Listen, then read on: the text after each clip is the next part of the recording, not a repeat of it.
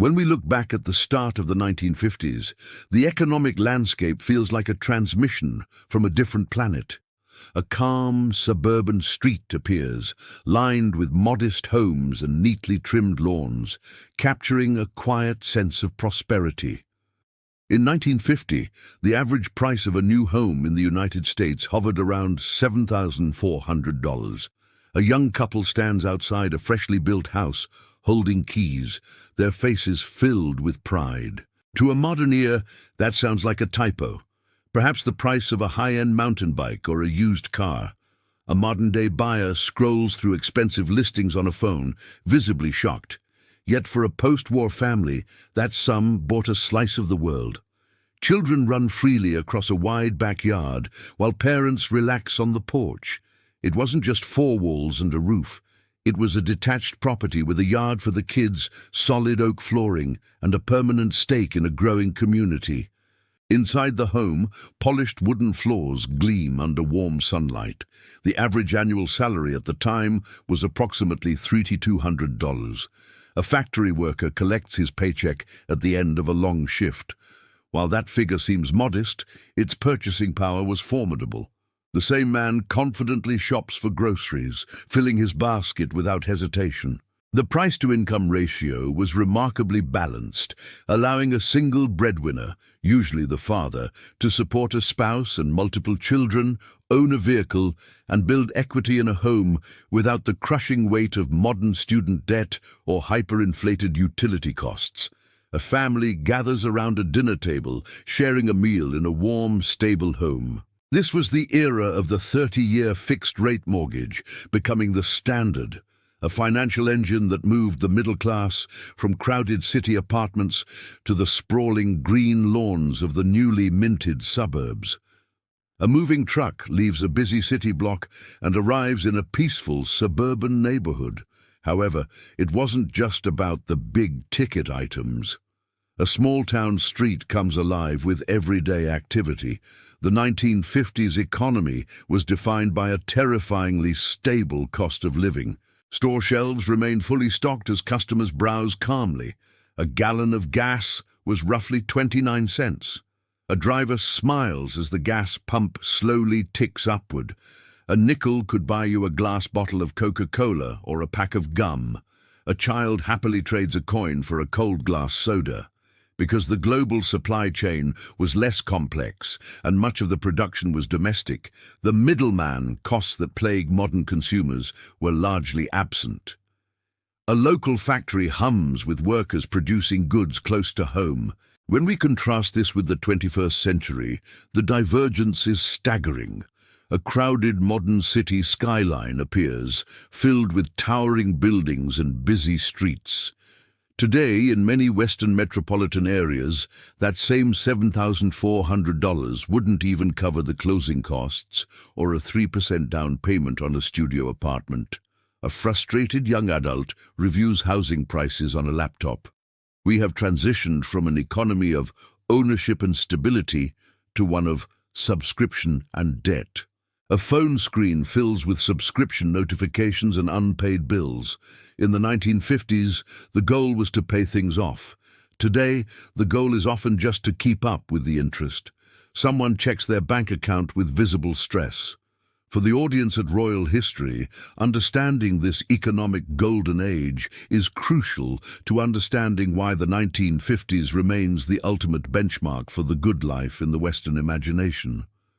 A nostalgic montage of smiling families, homes and cars fades across the screen. It was a time when a high school diploma and a steady hand could guarantee a seat at the table of prosperity. A young graduate shakes hands with an employer and begins work confidently. By the mid-1950s, the automobile had transcended its role as a mere machine for transport. A polished vintage car glides smoothly down a sunlit road. It had become a rolling declaration of identity. Drivers cruise proudly, turning heads as they pass. In 1950, most cars still carried the rounded, bulbous silhouettes of the pre-war era. But by 1955, the industry underwent a radical aesthetic shift. Older cars fade into newer, sleeker, more stylish designs. This was the year of the Chevy Bel Air, a vehicle that perfectly encapsulated the optimism of the age. A gleaming Bel Air sits in a driveway, shining brightly. With its distinctive two-tone paint, sweeping chrome trim, and the introduction of the small block V8 engine, it looked as though it were traveling at 60 miles per hour while standing perfectly still in a driveway. Close-up shots highlight chrome details and vibrant colors. Driving in the 1950s was a sensory experience that has largely vanished in our era of plastic interiors and silent electric motors. Hands grip a large steering wheel as the engine rumbles loudly. When you stepped into a 1950s sedan, you were surrounded by raw steel, heavy glass, and thick vinyl. The interior reveals solid materials and bold design. There were no airbags, no crumple zones, and certainly no headrests. A stark, simple dashboard emphasizes the lack of safety features. Safety was an afterthought. Style was the mandate. A driver adjusts sunglasses with confidence. The dashboard was a work of industrial art, often color-matched to the exterior with toggle switches that felt like they belonged in a DC-3 cockpit. Fingers flipped metallic switches with a satisfying click. If you left your car in the summer sun, the metal steering wheel became hot enough to sear skin, a small price to pay for the prestige of ownership. A driver quickly pulls their hand back from the hot wheel, then laughs it off. The culture surrounding the car was equally transformative. A lively roadside scene shows cars coming and going. This was the era of the full-service gas station. A vintage gas station stands ready with uniformed attendants. When you pulled up to a pump, you didn't leave your seat. A car rolls in and stops beside the pump. A young attendant, often in a crisp uniform and cap, would jog to your window. The attendant smiles politely and tips his cap. While the tank filled with 29-cent-a-gallon gasoline, he would check your oil, scrub the bugs off your windshield, and ensure your tire pressure was perfect. The attendant moves efficiently, cleaning and checking the car. He called you sir or ma'am, and he did it all for the price of the fuel. The driver nods appreciatively at the respectful service. It was a level of white-glove hospitality that today is reserved only for luxury hotels. A contrast appears with a modern self-service gas station. Furthermore, the 1950s car was built with a philosophy of infinite repairability. A garage scene shows neatly arranged tools and a car with its hood open. Unlike modern vehicles that require proprietary software and specialized sensors to diagnose a fault, a 1950s engine was a masterpiece of mechanical transparency. An open engine bay reveals simple, understandable components. A man with a basic set of wrenches and a Saturday afternoon could rebuild a carburetor or change his own spark plugs. Hands worked confidently using simple tools. There was a profound sense of agency in this. You didn't just own your car, you understood it. The man wipes his hands, satisfied with his work. This mechanical bond created a generation of shade tree mechanics who took immense pride in keeping their steel-bodied beauties running for decades. Neighbors gather around a car, sharing advice and enjoying the moment. As the suburbs expanded, the car became the umbilical cord connecting the quiet home to the bustling world, and in doing so, it redefined the very geography of the Western world. A car drives from a peaceful suburb into a vibrant city, symbolizing connection and change. In the early 1950s, a quiet but profound architectural shift occurred in the Western home. The hearth, once the literal and metaphorical center of family life, was being supplanted by a glowing mahogany box. In 1950, television was still a luxury, a flickering novelty, with a screen no larger than a dinner plate. But by the middle of the decade, the rabbit ear antenna had become the new American lightning rod, perched atop millions of rooftops as families scrambled to catch the latest broadcast. This was the era of appointment viewing. Without the luxury of DVR, streaming, or even a remote control, watching television was a physical and communal activity. If you wanted to change the channel, you stood up and turned a heavy mechanical dial that clicked with satisfying resistance. To get a clear picture for I Love Lucy or The Ed Sullivan Show, a father might spend 20 minutes on the roof adjusting the metal prongs while a child shouted directions through a window. When the signal finally locked in, crystal clear and devoid of static, it felt like a minor technological miracle. The impact of this medium reached into the very way families ate. In 1953, the Swanson TV dinner was introduced, forever altering the domestic landscape. For 98 cents, a housewife could serve a multi-course meal, turkey, gravy, peas and mashed potatoes, in a compartmentalized aluminum tray that went straight from the oven to a folding tray table in front of the television. It promised a future of zero dishes and modern convenience. At the time, no one spoke of processed additives or sodium content. The TV dinner was viewed as a triumph of industrial efficiency, a way to reclaim time in an increasingly fast-paced world. By 1954, the arrival of the first color television sets, specifically the RCA CT100, signaled the next frontier. However, with a price tag of $1,000, roughly $10,000 in today's currency, color remained a dream for most. In many neighborhoods, the first family to purchase a color set became the de facto social hub of the block. On Sunday nights, neighbors would crowd into a single living room just to see the NBC Peacock spread its multicolored feathers. This shared experience created a unique cultural cohesion. Everyone watched the same news, laughed at the same jokes, and hummed the same jingles. It was the birth of the global village, where the living room was no longer just a private space, but a window into the collective consciousness of a nation. One of the most striking differences between the mid-20th century and the modern day isn't found in the technology we use, but in the social contracts we once signed without words. In the 1950s, the security system of the average suburban home wasn't a ring camera or a motion-activated floodlight. It was the neighbor living 50 feet away. In towns across the United States, the United Kingdom, and Australia, it was common practice to leave the front door unlocked, even when running errands or sleeping. This wasn't a sign of naivety. Crime certainly existed, but it was a reflection of a high-trust society where the cost of being an outsider was far higher than it is today. Privacy, as we understand it in the digital age, was almost non-existent, and yet people were arguably less lonely. The party line telephone system is perhaps the best example of this communal existence. In many rural and suburban areas, multiple households shared a single telephone circuit. If you picked up the receiver to make a call, you might hear Mrs. Johnson from 2 doors down discussing her grocery list. You simply waited your turn or, in some cases, joined the conversation.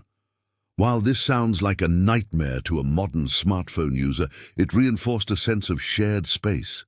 You knew your neighbors' voices, their struggles, and their schedules. This atmosphere of trust extended to the way families functioned.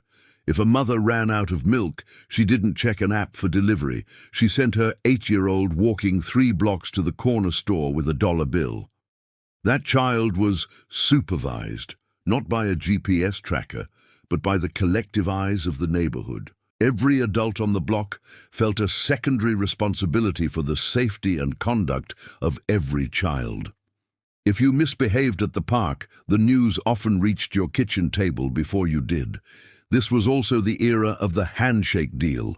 Whether it was the milkman leaving glass bottles on the porch or the local mechanic fixing a tractor on credit, a person's word was their primary currency. Borrowing a ladder or a lawnmower didn't require a text or a formal request. You simply grabbed it from the neighbor's garage and returned it with a thank you later that evening. It was a world where belonging was the default setting, And while it lacked the individual autonomy of the 21st century, it offered a psychological safety net that many today find themselves yearning for. While the domestic front was defined by picket fences and chrome, the global stage was a theater of high-stakes tension and technological leaps that reached beyond the atmosphere. The decade opened with the Korean War, a conflict often overshadowed by the scale of World War II, but one that fundamentally reshaped Western foreign policy. Over 1.7 million Americans, along with significant contingents from the UK, Canada, and Australia, served in the brutal, mountainous terrain of the peninsula. For those who returned, it was a forgotten war, characterized by trench warfare and sub-zero temperatures. Yet it solidified the containment doctrine that would define the Cold War for the next 40 years. As the dust settled in Korea, the eyes of the world shifted from the mud of the battlefield to the vacuum of space. On October 4, 1957, the Soviet Union achieved the unthinkable. They launched Sputnik 1, the first artificial satellite, into orbit. To the average citizen in London, New York, or Sydney, the news was a psychological earthquake. A small, polished sphere the size of a beach ball was now circling the globe every 90 minutes, emitting a rhythmic beep, beep, beep that could be picked up by ham radio operators. It was a visible sign that the West had lost its technological lead, and it triggered an immediate, near-frenzied pivot in education and national spending. The Sputnik crisis changed the Western classroom overnight. Suddenly, science and mathematics weren't just subjects, they were matters of national survival. Governments poured billions into research and development, birthing the space race and eventually NASA in 1958. This was the era when the rocket scientist became the new cultural hero, replacing the cowboy or the soldier in the imaginations of school children. The decade that began with a terrestrial border war ended with humanity looking upward, realizing for the first time that the sky was no longer a ceiling, but a frontier. This geopolitical pressure cooker also gave us the 1959 admission of Hawaii as the 50th U.S. state. For a weary public, Hawaii represented an exotic, tropical escape from the grim realities of the Cold War. It brought the tiki culture into mainstream living rooms, pineapple-topped ham, floral shirts, and a fascination with the Pacific. It was a reminder that even in an age of ICBMs and orbital satellites, the world still held pockets of paradise. By 1959, the 1950s had transformed the citizen from a local inhabitant into a global observer, deeply aware that a beep from space or a signature in Washington could change their life forever. As the 1950s drew to a close, they left behind a legacy of domestic arts that have largely faded in our era of planned obsolescence and digital detachment. This was a decade defined by a culture of stewardship. In the 1950s, if a toaster stopped popping or a radio began to crackle, you didn't browse an online catalog for a replacement. Instead, a father would clear the kitchen table, spread out a cloth, and take the appliance apart with a simple screwdriver. There was an inherent pride in keeping things running, not out of poverty, but out of a deep-seated respect for craftsmanship and the value of a dollar. This ethos extended to the very clothes on people's backs. Shoes weren't discarded when the soles wore thin. They were taken to a local cobbler who smelled of leather and adhesive. Socks were darned, and coats were passed down through 3 siblings before they were finally cut into rags for the garage. This fix-it mentality created a generation of citizens who were intimately connected to the physical world. They understood how gears turned and how circuits closed. To the royal history audience, this represents a lost form of agency, a time when humans controlled their machines rather than the other way around. Socially, the decade was anchored by rigid yet comforting routines. The Sunday dinner was the centerpiece of the week, a non-negotiable gathering that brought 3 generations to a single table. There were no smartphones to distract, No rolling news cycles to interrupt. There was only roast beef, mashed potatoes, and the steady hum of family gossip. It was a time of formal respect, where children were taught to stand when an adult entered the room, and where "yes, sir" and "no, ma'am" were the baseline of conversation. While some might view this as restrictive today, for the people of the 50s, it provided a clear map of how to navigate the world with dignity. Ultimately, the 1950s were a bridge between the old world of manual labor and the new world of automated ease. It was a decade of firsts: the first credit card, the first hula hoop, the first heart transplant, and the first steps toward the stars. It was a 10-year window where the pace of life was fast enough to be exciting, but slow enough to be savored. As we look back from the vantage point of the 21st century, the golden age reminds us that while technology may change the way we live, the fundamental human desires for home, heart, and a neighborhood where everyone knows your name remain timeless.